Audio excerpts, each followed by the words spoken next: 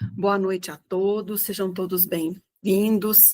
Hoje, dia 10 de outubro, sexta-feira do ano de 2025, inicia-se, como temos feito, né, todas as sextas-feiras, 21h15, a série Reflexões Espíritas, desse canal abençoado, o programa Espiritismo e Vida. E essa série Reflexões Espíritas, ela estuda o livro Seara dos Médiuns. É um livro importantíssimo que estuda e reflete as questões do Livro dos Médiuns, que é a segunda obra básica das 5 obras codificadas, né, por Allan Kardec. Então, sejam todos bem-vindos. Esse livro é um livro grande, um livro de 90 capítulos, de estudo mesmo da mediunidade, dos médiuns e de outros assuntos, tanto é que hoje a gente vai estudar livre-arbítrio e obsessão. Então, sejam todos bem-vindos e eu agradeço mais uma vez a oportunidade de estar fazendo esse estudo, tem sido muito enriquecedor, muito proveitoso para mim, estar, né, relembrando, relendo e estudando cada vez mais a mediunidade. Então, nós estamos hoje no capítulo 64, como eu já disse, o título é Livre-arbítrio e Obsessão. E foi numa reunião pública de 2 de setembro de 1960, onde Emmanuel traz essa mensagem. Ele se inspira na questão 254, o item 2 do Livro dos Médiuns, né? Como eu disse, é um livro que se inspira no Livro dos Médiuns. Então, sempre ele vai citar a reunião pública, né, quando foi realizada, e vai citar em que questão eles leram, se inspiraram. E aí, justamente, é o capítulo da obsessão, né? E no final, quando Kardec está terminando o capítulo, ele insere algumas perguntas, né? De acordo com o que ele foi estudando lá sobre a obsessão. E uma das questões é o item 2, quando ele diz: parece-nos, entretanto, que há pessoas de muito mérito, de irrepreensível moralidade, que, apesar de tudo, se veem impedidas de comunicar com os bons espíritos, né? Pelo visto, são obsediadas, não conseguem, estão sempre com a obsessão ali, porque ele está estudando, né, a obsessão nesse capítulo 23 do Livro dos Médiuns. E aí, ele diz, os espíritos que respondem essa pergunta, diz que é uma provação ele não conseguir, né, se comunicar com espíritos mais elevados, mas também ele pondera aqui, continuando a resposta, dizendo que, e quem te diz ao demais que elas não trazem o coração manchado de um pouco do mal? Que o orgulho não domina um pouco a aparência de bondade. Essas provas, como mostrarem ao obsediado sua fraqueza, devem fazê-lo inclinar-se para a humildade. Então, se ele não consegue, ele deve ser humilde e esperar o momento, ou é uma provação e ele não vai conseguir. Até porque ele diz aqui, ele vai continuando, é uma resposta grande, não vou ler tudo, dizendo que às vezes a gente não sabe, porventura, às vezes boas qualidades, elas estão tisnadas ali pelo orgulho, por um fundo de egoísmo. Então, às vezes a gente vê a pessoa, né, e falando que ela tem muito mérito, ela é de irrepreensível moralidade, pelo que a gente vê, mas a gente não sabe a fundo o que é. E isso, quem sabe, são os espíritos, né, aquilo que a gente quer esconder da gente, aí, de esconder da gente, esconder dos outros, aí que nós vamos ter uma nuvem de testemunhas a nos acompanhar. Porque os espíritos, eles influem os nossos atos e nossos pensamentos, eles nos dirigem, né? Então, quando a gente quer esconder alguma coisa aí, que os espíritos estão presentes. Então, eles nos conhecem, sabem, né? E às vezes a gente tenta esconder até de nós mesmos algum defeito, ou tenta parecer o que a gente não é para as outras pessoas que convivem conosco. Nós estamos num outubro muito quente, muito seco, então estou tendo que falar e molhando a garganta, aí vocês me desculpem. Mas vamos aqui nessa abençoada sexta-feira e também dar bom dia, boa tarde para quem for assistir depois, né? É importante a gente compartilhar, a gente curtir, a gente divulgar esse estudo. O Emmanuel traz um texto grande, um texto de 13 itens aqui, que eu estou lendo na Bíblia do Caminho. Então, ele vai falar: no tratamento da obsessão, frequentes vezes, entre os ceareiros do bem, surgem debates em torno do livre-arbítrio. Se a faculdade de escolher é atributo da alma, como influir no ânimo dos desencarnados menos felizes? Temos aqui, no entanto, o princípio de causa e efeito, importando reconhecer que se Jesus respeitou as resoluções de quantos lhes respiravam o ambiente, não arrebatou ninguém as consequências dos próprios atos. Se caímos na criminalidade, somos espíritos doentes, e qualquer doente guarda a sua independência até um ponto Que ponto que é esse? Um ponto que você ameaça a integridade dos outros ou agrava a condição de si mesmo. Então, para atender isso, a sociedade humana relaciona vários recursos de contenção, de detenção, destacando-se entre eles a segregação hospitalar, a anestesia involuntária, que parecem atestados à consciência.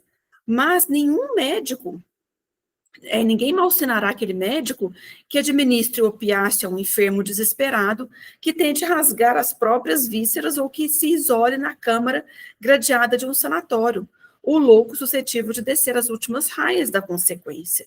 Então, a gente tem um livre-arbítrio até um certo limite, como diz aqui, até o ponto em que você ameaça a integridade dos outros ou você está agravando a condição de si mesmo.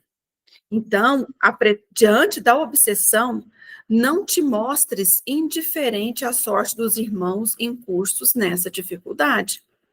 A pretexto de resguardar o livre-arbítrio, não deixes o companheiro desencarnado e o companheiro da experiência física, né?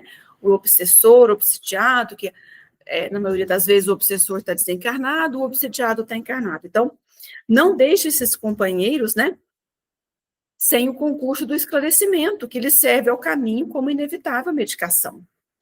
Dinamiza o conhecimento quanto julgues preciso em cada processo de reajuste, mas explica aos irmãos em prova a trilha mais fácil para a libertação deles mesmos.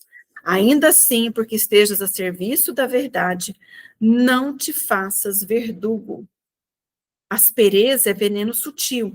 Então, ele está falando aqui que a gente tem que dinamizar o conhecimento, né? Mas explicar sem sermos ásperos, que a aspereza, ele fala que é veneno sutil.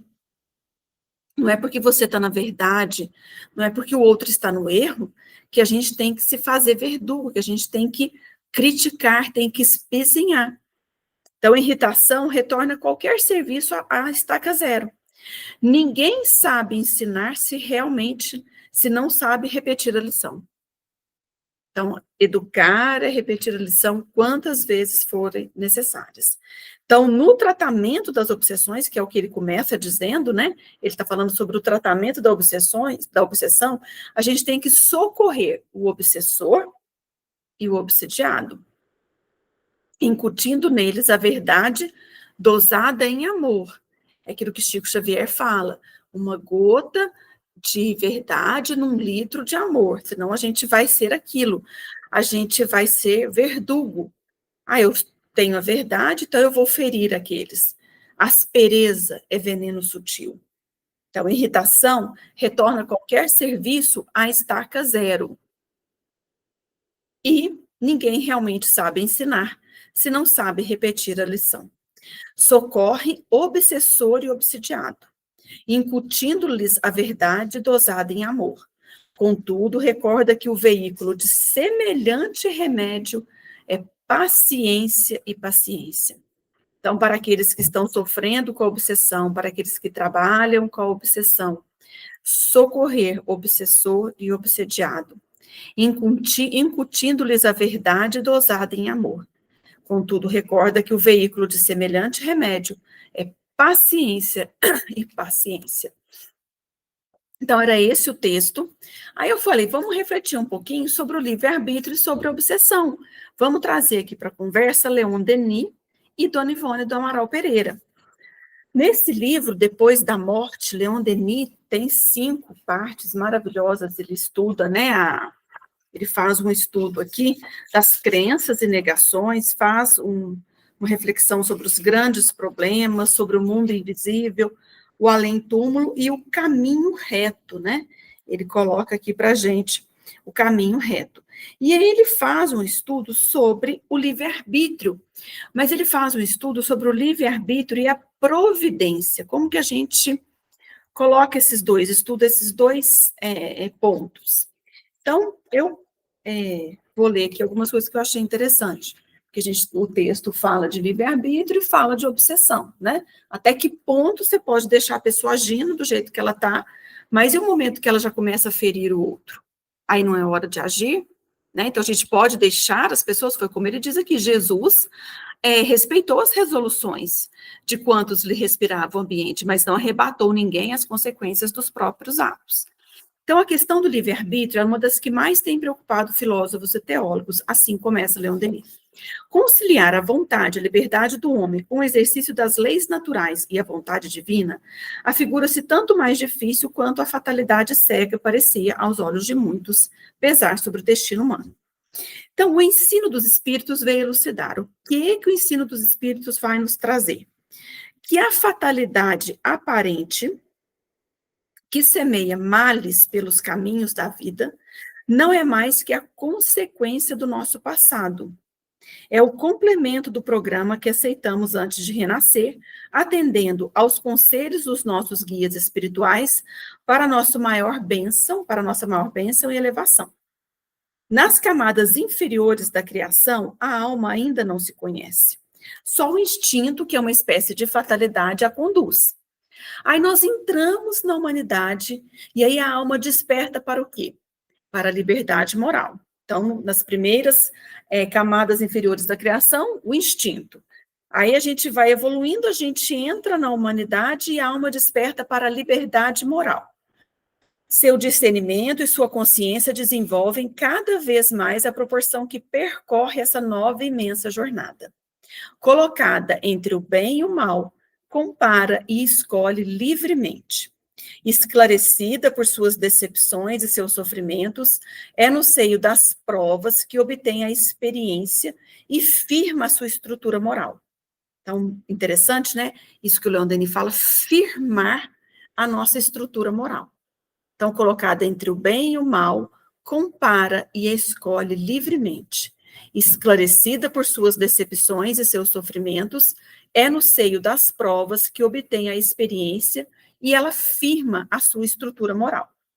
Então, dotada de consciência e de liberdade, a alma humana não pode recair na vida inferior. Então, isso também é uma questão que a gente vai sempre evoluindo, né? As encarnações sucedem-se na escala dos mundos até que a gente tenha adquirido o objetivo, os 3 objetivos da nossa caminhada evolutiva, o alvo de nossos longos trabalhos: a sabedoria, a ciência e o amor, cuja posse nos liberta dos ciclos dos renascimentos, e aí, de renascimentos e mortes, e aí a gente tem acesso à vida celeste. Então, pelo uso do livre-arbítrio, a alma fixa o próprio destino, prepara suas alegrias e suas dores, jamais, porém, no concurso de sua marcha, seja na provação amargurada ou no seio de lutas, lhe será negado o socorro divino. Nunca devemos esmorecer, por mais indigna que a gente se julgue, desde que desperte em nós a vontade de voltar ao bom caminho, à estrada sagrada. A providência vai nos dar auxílio e proteção. Então, nós todos fomos criados para a felicidade, mas para apreciar essa felicidade, para conhecer esse justo valor, a gente deve conquistar essa felicidade conosco mesmo. A gente precisa desenvolver potências encerradas em nosso íntimo. E aí, Leon Denis vai estudar isso no problema do ser, do destino e da dor, né? Ele estuda essa questão das potências da alma. Então, sua liberdade de ação e sua responsabilidade aumentam com a própria elevação. Porque quanto mais se esclarece, mais pode e deve conformar o exercício de suas forças pessoais com as leis que regem o universo. Quanto mais a gente evolui, mais as nossas atitudes vão estar de acordo com as leis divinas. Então, a liberdade nossa e a nossa responsabilidade vão aumentando à medida que a gente vai progredindo. A gente vai se esclarecendo e vai se conformando o exercício das nossas forças com as leis que regem o universo. Mas em caso algum, na nossa evolução aí, né, na busca da sabedoria, da ciência e do amor, em caso algum, o exercício da liberdade humana pode obstar a execução dos planos divinos. Do contrário, não teria ordem, né? Então, quase sempre julgamos o mal naquilo que para nós é um verdadeiro bem. Então, às vezes a gente, né, não entende aquilo que vem, mas é providencial, é para o nosso bem. Né? Se a ordem natural das coisas tivesse que se amoldar aos nossos desejos, seriam resultados terríveis. Um filme que explica muito isso de forma bem engraçada, bem lúdica, é o Todo-Poderoso, né, com Jim Carrey, porque ele de repente vira o Todo-Poderoso e aí começa a virar uma confusão no universo, na vida de todas as pessoas. A questão da lua, das estrelas, é bem interessante para a gente ilustrar, né? Então, o que o Leon Denis está falando é que o primeiro uso que o homem fizesse de sua liberdade absoluta, ele afastaria de si as causas de sofrimento. Só que a dor é uma escola, é um remédio indispensável. As provas sofridas não são mais que uma distribuição equitativa da justiça infalível. Então, é a ignorância dos fins a que Deus visa que nos faz recriminar a ordem do mundo e suas leis. A gente critica porque a gente não conhece as leis, não é? Então, ele fala, então, que a liberdade, né, ela é regulada tanto pelo nosso passado, que vai recair quando a gente fixa o nosso destino, tanto pelas leis naturais e as exigências das leis naturais, né? Então, eu acho que é um bom estudo aqui quando ele fala do livre-arbítrio, né? Bem interessante mesmo esse estudo que o Leon Denis fala. E aí é muito interessante, como falou do tratamento da obsessão, a gente sempre relembrar, né? A Dona Ivone, nesse livro, Recordações da Mediunidade, gente, ela fala do complexo obsessão, né? No último capítulo, onde ela recorda a sua mediunidade, ela vai trazer arquivos da alma, complexos psíquicos, ela vem falar do complexo obsessão. Pode um espírito tomar temporariamente o invólucro corporal de uma pessoa viva? Isto é, introduzir-se num corpo animado e obrar em lugar do outro que se acha encarnado? Quer dizer, tolher o livre-arbítrio, né? Os espíritos respondem na questão 473 a essa pergunta que está no livro dos espíritos. O espírito não entra em um corpo, como entras numa casa. Identifica-se com um espírito encarnado, cujos defeitos e qualidades sejam os mesmos que os seus, a fim de obrar conjuntamente com ele. Mas o encarnado, então, quer dizer, o obsediado, o encarnado, é sempre quem atua, conforme quer, sobre a matéria de que se acha revestido. Um espírito não pode substituir-se ao que está encarnado. Por isso que esse terá que permanecer ligado ao seu corpo, até o termo fixado para a sua existência material. E aí a Dona Ivone vem falar para a gente, né? Ela diz que deveria ter espíritas especializados nos casos de tratamento de obsessões, igual tem o médico pediatra, o nefrologista, né? O ginecologista. Ele diz que, aí ela vai falando pela toda a sua experiência, sua vivência, né?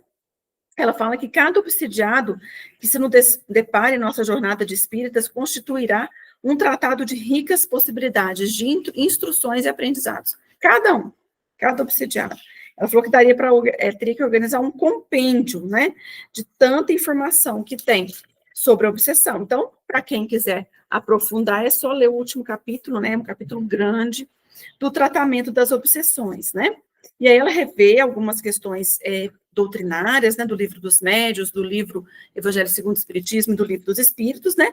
E ela diz uma coisa interessante: nem todos os obsessores são verdadeiramente maus, e de muitos deles poderemos fazer amigos espirituais nossos através do bom tratamento fraterno, né? Ele lembra de um obsessor lá em Juiz de Fora, quando ela morou lá, que era, né, muito amigo do Dona Ivone, a consolou em momentos de dificuldade, tinha atitudes amáveis, era sincero, mas ele não perdoava o seu obsediado. Ele dizia: peça-me o que mais for e me esforçarei para atendê-lo, mas não me peça para desviar dele, que era obsediado, o castigo que tanto merece, porque isso está além das minhas possibilidades.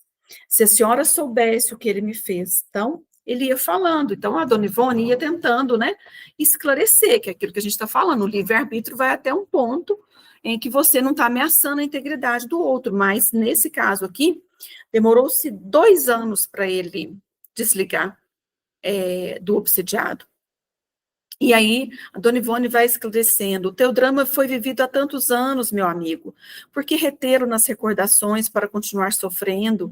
Não seria mais consolador procurar perdoar, esquecer, dar tréguas ao seu coração sofredor, né? Para você tentar a prática do amor, né? A felicidade. Aí ele fala, né? Ele fala, sim, minha querida, somente 2 lugares lhe assentam bem como residência: o hospício, onde presentemente se acha, ou a cadeia, pois a ambos eu conheci por culpa dele. É um miserável, acredite. É pior do que eu e merece o que está sofrendo. Então, você vê, ele falava assim, né?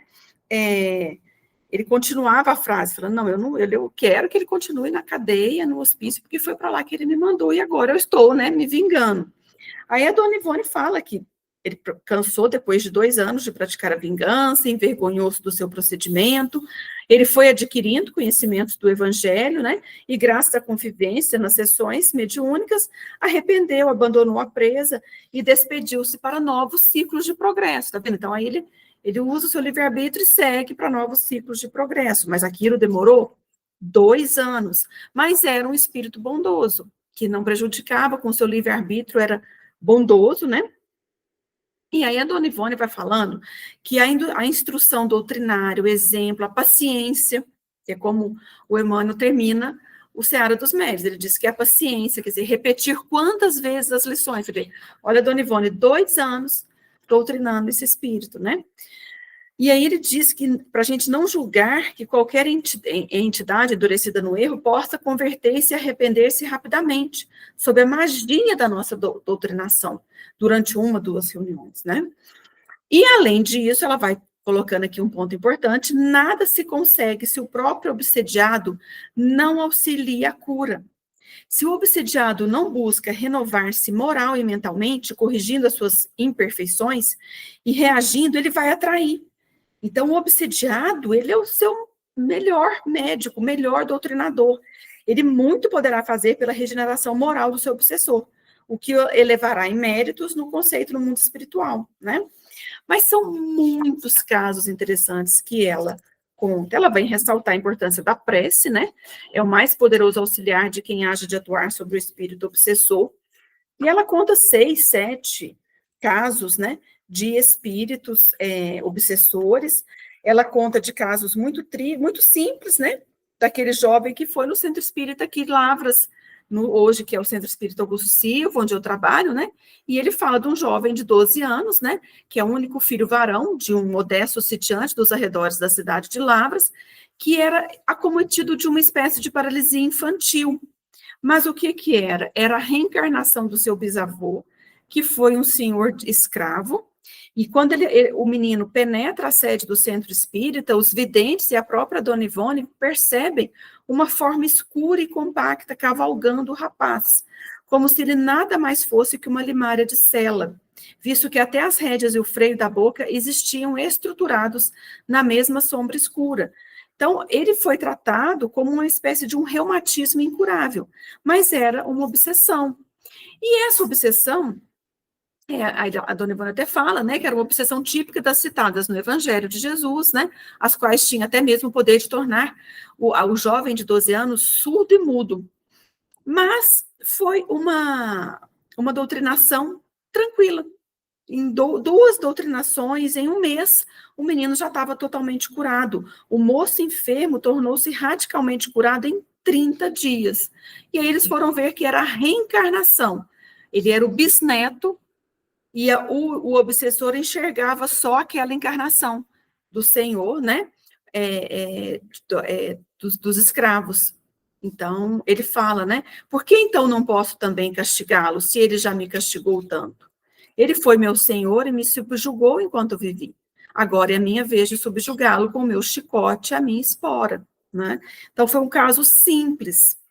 Mas, né, a dona Ivone fala, né, que no Centro Espírita de Lavras, né, hoje Augusto Silva, ela teve a ocasião de presenciar os mais estranhos e sensacionais casos de obsessão, de que tive conhecimento. Dir-se-ia aquele núcleo especializado em tais casos, dada a sua legítima feição de santuário, onde as repercussões do mundo não encontravam eco. Então, ela fala do Dramas da Obsessão, que é um livro do doutor Bezerra de Menezes, né, que se passa lá. Então, ela vai contando vários casos, e ela conta um caso de um obsessor que não desistiu, né? Ele era como se ele enxergava o seu obsediado como a esposa de outra vida. E na outra vida, ela cometeu o adultério. E ele amarrava ela com cordas vibracionais, e ela realmente não conseguiu nem dar à luz, ela morre, porque ela engravida, ela casa, né? Então é muito triste. A dona Ivone conta aqui, né, que era uma obsessão exercida pela sugestão ou hipnose durante o sono. Dona Ivone fala que a obsessão mais grave, mais perigosa, são as que se dão durante o sono. A obsediada se entregava a essa que não teve cura, não teve solução. A obsediada se entregava sem tentar reações, pois com efeito difícil lhe seria reagir contra uma força maléfica, né? E vários centros espíritas na época tentaram ajudar no caso dessa jovem, né? Tanto o Centro Espírita de Lavras, né? Mas o obsessor jamais consentiu em algo dizer a nós outros, porque tão odiosamente agia. Limitava-se a declarar que a jovem lhe pertencia, que era sua esposa e não do outro, não dessa existência. Mas aí depois, eles viram, né, nas várias sessões, os médios viram que o móvel da terrível possessão era o adultério feminino, que ela praticou em existência passada, um adultério que o esposo ultrajado, mais ciumento, não soubera perdoar. Como a moça tinha a consciência pesada e certa da culpa, ela entregou-se ao castigo sem tentar reação. Então, ele paralisou mesmo a vontade, o livre-arbítrio, né? E aí, justamente, a dona Ivone fala, interrogará o leitor. Como tais casos podem acontecer dentro das leis superiores do amor estatuídas pelo Ser Supremo? É isso que a gente está falando, né? O livre-arbítrio, a obsessão, como que a gente consegue entender a nossa liberdade junto com as leis divinas, junto, né? E aí os espíritos dizem, tudo isso será consequência de infrações às mesmas leis, efeitos lamentáveis de causas lamentáveis, fruto do livre-arbítrio mal orientado de cada um. Então foi muito triste esse caso, porque ela paralisou, não falava, não mexia, e tornou-se impossível uma operação de cesariana. Então, aí nisso ela morre, né, com o neném, morre grávida.